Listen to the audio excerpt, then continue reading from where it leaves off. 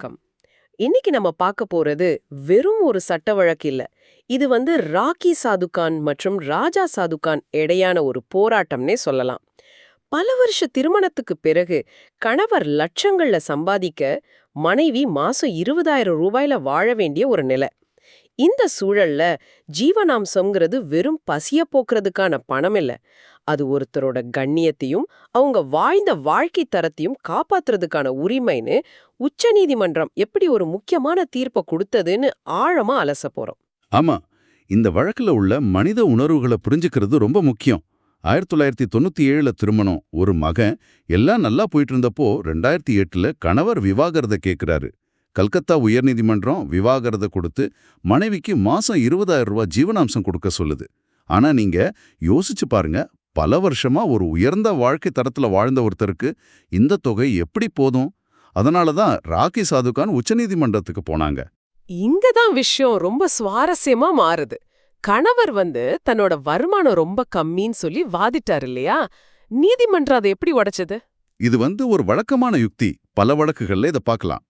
கணவர் தன்னோட நிகர வருமானத்தை, அதாவது வரி, பிஎஃப் எல்லாம் கழிச்சதுக்கு அப்புறம் கைக்கு வர்ற சம்பளம் மாசம் சுமார் 1.64 லட்சம் தான் சொன்னார். ஒரு சின்ன தொகையை காட்டி தப்பிக்க பார்த்தாரு. ஆனா உச்சநீதிமன்றம் இந்த மேலோட்டமான கணக்கை ஏத்துக்கல. ஓ, அப்படியா? அப்புறம் என்ன பண்ணாங்க? அவரோட சம்பளச் சீட்டுகள், வரி அறிக்கைகள் எல்லாத்தையும் ஆழமா பார்த்து அவரோட மொத்த வருமானம் வருஷத்துக்கு 21 லட்சத்துக்கும் மேல இருக்குன்னு கண்டுபிடிச்சாங்க. இது அவரோட உண்மையான சம்பாதிக்கும் திறனை வெளிச்சம் போட்டு காட்டுச்சு. அப்போ நீதிமன்றம் சொல்றது உங்க கைக்கு என்ன வருதுங்கிறது முக்கியம் இல்ல, உங்களால உண்மையா எவ்வளவு சம்பாதிக்க முடியுங்கிறது தான் கணக்கு அப்படின்னு தானே? சரியா சொன்னீங்க. கரெக்ட். இங்கதான் வாழ்க்கைத்தர கொள்கைங்கிற விஷயம் ரொம்ப முக்கியமா மாறுது. நீதிமன்றம் ரொம்ப தெளிவா சொல்லுச்சு. ஜீவனாம்சங்கிறது ஒருத்தர் உயிர் வாழ வைக்கிறதுக்கு மட்டும் இல்ல, திருமணத்தின் போது அவங்க அனுபவிச்ச அதே கண்ணியமான வாழ்க்கை தரத்தை அவங்க தொடர்றதுக்கு உதவணும்னு. இதுக்கு ஒரு நல்ல உதாரணம் சொல்ல முடியுமா? சொல்லப்போனா யோசிச்சு பாருங்க. 2 பேர் சேர்ந்து 25 வருஷம் ஒரு கம்பெனியை கட்டுறாங்க. ஒருத்தர் விலகும்போது அவங்க முதல்ல போட்ட பணத்தை மட்டும் திருப்பி கொடுக்க மாட்டோம் இல்லையா? அவங்க உருவாக்கின மதிப்புல ஒரு பங்கை கொடுப்போம். நீதிமன்றம் அதே மாதிரி தான் ஒரு திருமணத்துல பணமில்லாத பங்களிப்பையும் மதிப்பிடுது. அருமையான விளக்கம். சரி, நீதிமன்றம் ஜீவனாம்சத்தை 20,000 50,000 ரூபாயா உயர்த்திருச்சு. ஆனா இன்னைக்கு 50,000 ரூபாய்ங்கிறத பெரிய தொகை. 5 வருஷம் கழிச்சு அதோட மதிப்பு குறையுமே.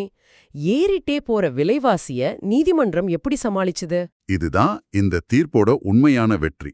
ரொம்ப முக்கியமான புள்ளி இது. உயர் நீதிமன்றம் ஒவ்வொரு 3 வருஷத்துக்கும் 5% உயர்வு போதுன்னு சொல்லியிருந்தது. ஆனா உச்ச நீதிமன்றம் இந்தியாவோட விலைவாசி உயர்வை மனசுல வச்சு அந்த நிபந்தனைய மாத்துச்சு. என்னென்ன மாத்துச்சு? ஒவ்வொரு 2 வருஷத்துக்கும் 5% உயர்வுன்னு உத்தரவிட்டது.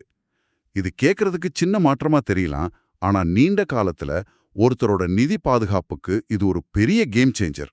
ஆமா, இது ரொம்ப முக்கியம். மனைவியோட நிதி எதிர்காலத்தை நீதிமன்றம் எப்படி உறுதி செஞ்சிருச்சு? அப்போ அவங்களோட மகனோட நிலைமை என்ன? அவருக்கு 26 வயசாகுது. இந்த தீர்ப்புல அவருக்கு என்ன இடம்? நல்ல கேள்வி. சட்டப்படி வயது வந்த மகனுக்கு தந்தை கட்டாயமா ஜீவனாம்சம் கொடுக்க தேவையில்லை.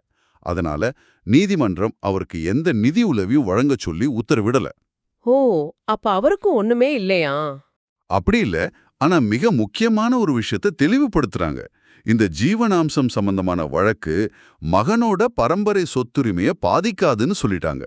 அதாவது தந்தையோட சொத்துல மகனுக்கு இருக்கிற உரிமை அப்படியே பாதுகாக்கப்படும்.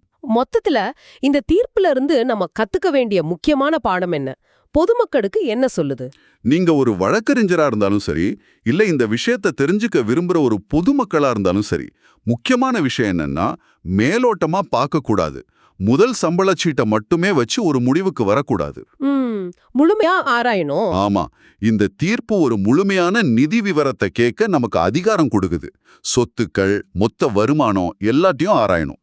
உயர் நீதிமன்றங்கள் சில சமயம் குறைவான தொகையை நிர்ணயித்தாலும் இந்த வாழ்க்கை தர கொள்கையை வச்சு உச்ச நீதிமன்றத்துல நியாயம் கேட்க முடியும்னு இந்த தீர்ப்பு ஒரு பெரிய நம்பிக்கையை கொடுக்குது. அப்போ இது வெறும் எண்களை பத்தின தீர்ப்பில்ல, இது ஒரு உறவுல ஒருத்தரோட பங்களிப்புக்கு என்ன மதிப்புங்கிறத பத்தினது. இறுதியா நீங்க யோசிக்கிறதுக்கு ஒரு கேள்வி. இந்த தீர்ப்பு ஒருத்தரோட கண்ணியத்துக்கு ஒரு விலையை நிர்ணயிக்குது. ஆனா சட்டமும் எண்களும் ஒரு வாழ்க்கையோட அர்ப்பணிப்பையும் உழைப்பையும் முழுசா மதிப்பிட முடியுமா?